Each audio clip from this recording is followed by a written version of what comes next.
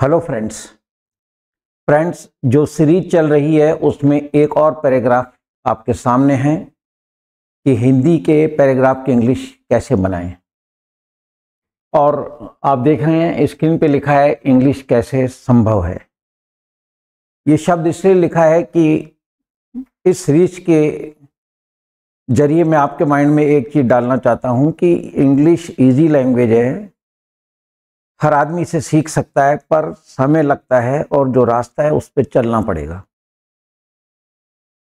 बार बार ये चीज आपके माइंड में डाल दूं कि एक बार बजाय मेरी सुनो उसकी सुनो, बैठें सोचें कि इंग्लिश से छुटकारा कैसे पा सकते हैं।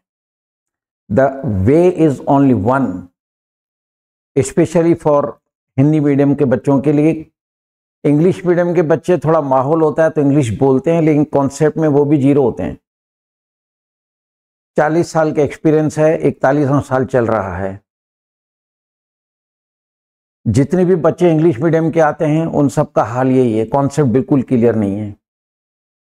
और मोस्ट ऑफ द कॉन्सेप्ट मेरे रूम में पहली बार सुनते हैं, और ऐसे कई कॉन्सेप्ट मेरे फुल कोर्स में अगर आप लेते हैं तो आपको भी सुनने को मिलेंगे, राइट। पर यहाँ मकसद है कि आप इससे छुटकारा कैसे पाएं। तो देखिए, एक कुत्ते और एक बालक का वार्तालाप है, उसके ऊपर ये पैराग्राफ है, चलते हैं। कुत्ते ने दी सीख, a teaching of a dog to a child. वर्षा ऋतु थी, काम नहीं हो रहा है, विदाउट टेंस है। It was rainy season. ठंडी ठंडी हवा चल रही थी, ये विदाउट टेंस में जाएगा, चल रही थी पास्ट कंटिन्यूअस है। Cool breeze was blowing, tense के पर पकड़ होगी तभी अपन इसकी इंग्लिश बना पाएंगे। तो सबसे पहली चीज है हिंदी के सेंटेंस की रिकॉग्निशन। ये विदाउट टेंस में गया, इट वॉज रेनी सीजन, ठंडी ठंडी हवा चल रही थी, past continuous, was were V plus आएंगी, इतना याद आना चाहिए। फिर सेंटेंस सेट कैसे होता है ये भी नॉलेज होना चाहिए। कूल ब्रीज वॉज ब्लोइंग, प्रातः के 6 बजे थे, विदाउट टेंस में जाएगा, जिसको मैंने नाम दे रखा है क्योंकि इसमें क्रिया नहीं है, वर्ब नहीं है, नो एक्शन। प्रातः के 6 बजे थे, it was 6 AM। AM anti meridiem इसकी फुल फॉर्म होती है, राइट। रात के 12:01 से दिन के 12 बजे तक AM चलता है, और दिन के 12 बजे से जैसे ही 1 सेकेंड आगे होता है PM start, that is post meridiem, full form of PM। प्रातः के 6 बजे थे, it was the time of 6 AM, it was 6 AM। लड़के पुस्तकें बगल में दबाए स्कूल जा रहे थे, पास्ट कंटिन्यूअस। लड़के ज्यादा हैं, वर आएगा। Boys were going to school, बगल में पुस्तकें दबाए यानी दबाकर। वर्ब के बाद जब कर की आवाज आती तो उसमें ING लगता है। Boys were going to school pushing their books in their arms या armpit, pushing their books in armpit, ऐसे बगल में दबाए जा रहे थे। एक लड़का बस्ता लेकर घर से तो चल निकला। अब निकला आगे आवाज आ रही है, पास्ट में टेंस का सिंपल सेंटेंस है, डिड नहीं लगेगा, सेकंड फॉर्म, राइट। एक लड़का बस्ता लेकर घर से तो निकला। One boy left for school with bag. Left for एक फ्रेज होता है, लीव फॉर रवाना होना, ये स्कूल के लिए रवाना हुआ। ये one boy, right, one boy came from the house with bag, पर जब वह आधी दूरी पर पहुंचा, but when he reached at half of the way, पहुंचा पास्ट में टेंस का सेंटेंस से पहुंचा। When he reached, second form लगा रहा हूं, at half of the way, तो मन में कहने लगा। फ्रेंड्स, वर्ब के बाद जब लगा आता है, वर्ब के बाद, तो लगा, लगी, लगे, मात्रा कोई भी हो आपको यूज करना है बिगेन टू, वर्ब है ये। First form begin, BEGIN, second form began, BEGAN, और थर्ड फॉर्म BEGUN, ठीक है। आई फर्स्ट फॉर्म में आ रहा है, दूसरे में सेकंड फॉर्म में A आ रहा है, थर्ड फॉर्म में U आ रहा है, ठीक है। तो वो मन में कहने लगा है, he began to talk to himself, है ना, खुद से बात करने लगा, या ही बिगेन टू थिंक कि आज तो भ्रमण का दिन है, today is the day of, है ना। अब भ्रमण के लिए वैसे शब्द होता है पिकनिक, मतलब मस्ती मार। पिकनिक क्या होता है? मस्ती मारने जाते हैं, है ना। पिकनिक कह दीजिए। एक वर्ड होता है एक्सकर्शन, EXCURSION। और नहीं तो वांडर एक वर्ड होता है। रोम भी शब्द होते हैं, वोकैबुलरी बहुत सारी है। मैंने हमेशा कहा है कि वोकैबुलरी हमारी रिच होनी चाहिए।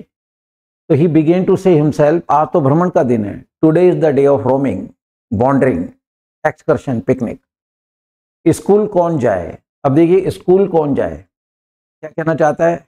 मैं आज स्कूल नहीं जाऊंगा। So I will not go to school today. भाव की अंग्रेजी लिखिए। अब ये स्कूल कौन जावे क्वेश्चन नहीं है, ये क्वेश्चन होता तो हम यहाँ क्वेश्चन मार्क लगा देते।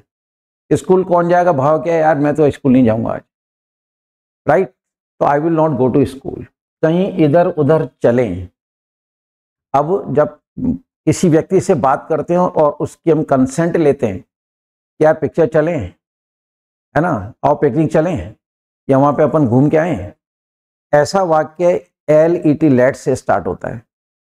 और most of the people late को यूज करते हैं, लेकिन लेट का एक्चुअल मीनिंग क्या होता है LET लोगों को पता नहीं है, अधिकतर को। 40 साल में मेरे पास एक भी स्टूडेंट ऑफलाइन नहीं आया जिसको पता हो LET की हिंदी क्या है। LET लेट एक वर्ब है, इसका मतलब होता है आज्ञा देना। कहीं इधर उधर चले, ठीक है, मन से कह रहे हैं वो। अब मन और लड़का ये दोनों मिल रहे हैं, दो जने हो गए ये। Let us go here and there to wander, है ना, इधर उधर चलें और भ्रमण करें, एंड एंजॉय। भाव है एंजॉय। कुछ लड़कों को साथ चलने के लिए उसने कहा। पास्ट सेंटेंस टेंस का सिंपल सेंटेंस है, डिड नहीं सेकंड फॉर्म।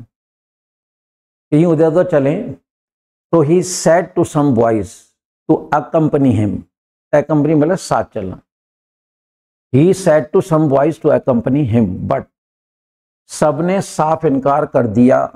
फिर पास्ट सेंटेंस टेंस है, सबने साफ इनकार कर दिया। ऑल प्लेनली डिनाइड या रिफ्यूज्ड, सबने उसे साफ मना कर दिया कि हमें इतना अवकाश नहीं कि हम पढ़ाई की हानि करें, तुम्हारे साथ चलें। They refuse that we do not have much time to accompany you for wandering at the cost of study. ये देखिए, अब ये बोलने के तरीके हैं, ये हमें इतना अवकाश नहीं। अब इसके शब्दों में जाओ तो we do not have much time, कि पढ़ाई की हानि करें और तुम्हारे साथ चलें। तो we do not have much time to accompany you at the cost of health, sorry at the cost of study. कि पढ़ाई की मत ले जाना, at the cost of study, पढ़ाई की कीमत पर तुम्हारे साथ चलें और मस्ती करें, हमारे पास इतना समय नहीं है। वह अकेला ही एक तरफ हो लिया। सो ही मूव्ड अहेड अलोन, है ना, मूव्ड सेकंड फॉर्म लगेगी, हो लिया। मार्ग में एक कुत्ता मिला। ए डॉग मेट टू, या a dog met on the way. A dog met to him on the way. मिला वही पास्ट टेंस, हम मेट लगा रहे हैं, मीट की सेकंड फॉर्म। उसको श्रीमान उसको कहा, the boy said to him, ठीक है, मिस्टर डॉग हमारे साथ चलो, अकम्पनी मी।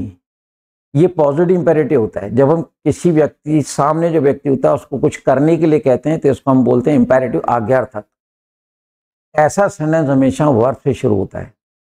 जैसे खिड़की बंद कर दो तो अपन बोलते हैं शट द विंडो, दरवाजा खोल दो, ओपन द डोर। तो पॉजिटिव इंपेरेटिव सेंटेंस का मतलब आज्ञार्थक, और ये हमेशा वर्ब से शुरू होता है। हमारे साथ चलो, अकम्पनी मी, कुत्ते ने उत्तर दिया, द डॉग आंसर्ड, वही पास्ट टेंस है, सेकंड फॉर्म, डॉग आंसर्ड। श्रीमान बालक, है ना, श्रीमान बालक, डियर, है ना, डियर बॉय। श्रीमान से मतलब डियर वो, मैं अपने स्वामी की आज्ञा के बिना कहीं नहीं जा सकता हूं। I can not go anywhere without the permission of my master. जा सकता हूं तो सकता है बोल देते हैं, सकता हूं एक्चुअल इसका मीनिंग है, पर स्लैंग में ऐसा ही, मैं स्वामी की आज्ञा के बिना कहीं नहीं जा सकता, राइट। अब देखो, I can not go anywhere without the permission of my master. अब इसको यूं, एक्चुअल भाव क्या है, मैं कहीं नहीं जा सकता हूं, कुत्ता चाहे तो जा सकता है, इसमें मालिक क्या करेगा। इसका भाव है आई एम सॉरी, यहाँ कैन नॉट गो की जगह हम लगाएंगे I am sorry to accompany you without the permission of my master. कुत्ते का जवाब सुनकर लड़के को सच्चाई समझ में आई। Like listening, sorry, hearing the answer. Listening और हियर में फर्क होता है। लिसन जान करके सुनने को कहते हैं, जैसे हम लोग टीवी ऑन करते हैं, मोबाइल ऑन करते हैं, है ना, किसी के प्रवचन में जाते हैं, गाने सुनते हैं, डेक बजाते हैं। ये जो जान करके किसी को सुना जाता है दैट इज लिसन। और आप सड़क पे जा रहे हो, पीछे से किसी ने हॉर्न बजाया तो ना चाहते हुए कान में हॉर्न की आवाज़ तो आएगी, आसपास कोई आवाज़ आ रही है आपके कान में आएगी, दिस इज हियर। तो कुत्ते का जवाब सुनकर, हियरिंग डॉग्स आंसर, लड़के को सच्चाई समझ में आ गई। Now the boy came to know the truth. ठीक है, यानी उससे सच्चाई मालूम पड़ गई कि मैं क्या गलती कर रहा हूं। मालूम पड़ने के लिए इंग्लिश की दुनिया में एक ही फ्रेज है, केम टू नो। कहते हैं मुझे कल मालूम पड़ा, तो यहाँ कल मालूम पड़ा के लिए और कोई वर्ड नहीं है, there is no word in the entire English. Came to know एक फ्रेज है। Now the boy came to know the truth, उसे सच्चाई समझ में आ गई। ठीक है, और वह भ्रमण के बजाय स्कूल को चला गया। And instead of roaming here and there he went to school. Past indefinite tense में चल रहा है। और उसे समझ में आ गया कि जवानी के दिन संवारने के होते हैं, ना कि गंवाने के लिए। Now he came to know, या now he realise his mistake, he that the days of youth are the days of decoration. जवानी के दिन संवारने के लिए होते हैं, गंवाने के लिए। तो फ्रेंड्स, आप देख रहे हैं कि हम इंग्लिश में, क्या भाषा ही तो है ना इंग्लिश। अब उसको लिखो या बोलो। लिखते समय भी जो भी पैराग्राफ होगा उसमें सेंटेंस आफ्टर सेंटेंस बोलते जाएंगे, that will be a paragraph. आप भाषा इंग्लिश बोल रहे हैं तो sentence after sentence you will go on speaking, that is language. Sentence is the unit of language. जब तक आप सेंटेंस बनाना नहीं सीखेंगे, भाषा आगे नहीं बढ़ेगी। अब सच्चाई ये है कि हमें ट्रांसलेशन पे मास्टरी कर लेनी चाहिए। Only then it will be possible for you to translate each and every sentence of Hindi into English. Right? On the contrary, if you have any English paragraph before you, in whatever the form, चाहे application हो, letter हो, paragraph हो, summary हो, ऐसे हो, कुछ भी form, कुछ भी हो सकता है, होती तो language ही है। तो if you have something in English before you, उसकी हिंदी करने के लिए भी आपको ये ट्रांसलेशन काम आएगी। क्योंकि जो इंग्लिश का सेंटेंस है उसमें कौन सा हेल्पिंग वर्ब है, वर्ब की कौन सी फॉर्म लगी है, इसकी हिंदी करेंगे तो हिंदी के सेंटेंस के एंड में क्या आएगा। जैसे मान लो प्रेजेंट इंडेफिनिट टेंस का वाक्य है तो एंड उसकी हिंदी करोगे तो ताहती की आवाज आएगी, है ना। फ्यूचर इंडेफिनिट टेंस का इंग्लिश का वाक्य, फ्यूचर इंडेफिनिट टेंस का हिंदी करोगे गागे की आवाज आएगी। राइट। फ्यूचर कॉन्टिन्यूस का अगर सेंटेंस है उसकी हिंदी करोगे तो रहा होगा, रही होगी, रहे होगी आवाज आएगी। इंग्लिश के सेंटेंस में शुड आ रहा है तो उसकी हिंदी करोगे तो चाहिए की आवाज आएगी। तो फ्रेंड्स, दोनों तरफ से ट्रांसलेशन करने के लिए, Hindi to English and English to Hindi, आपको सेंटेंस की रिकॉग्निशन, उसमें आए हुए हेल्पिंग वर्ब और उसमें कौन सी फॉर्म लग रही है, इसका नॉलेज होना जरूरी है। उसमें जो आए हुए मीनिंग्स हैं, इंग्लिश वर्ड्स हों चाहे हिंदी से इंग्लिश हों, तो इंग्लिश वर्ड्स की हिंदी आनी चाहिए। राइट। तब जाके हम उसकी प्रॉपर हिंदी समझ पाएंगे।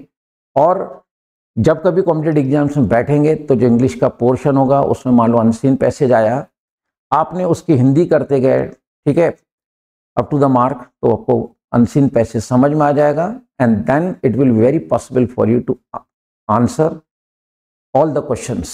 जितने भी मतलब सवाल होंगे उनका आंसर आप दे पाएंगे।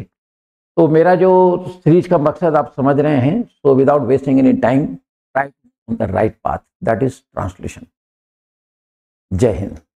डाउनलोड करें इंग्लिश वाले सरदार जी ऐप और सीखें इंग्लिश।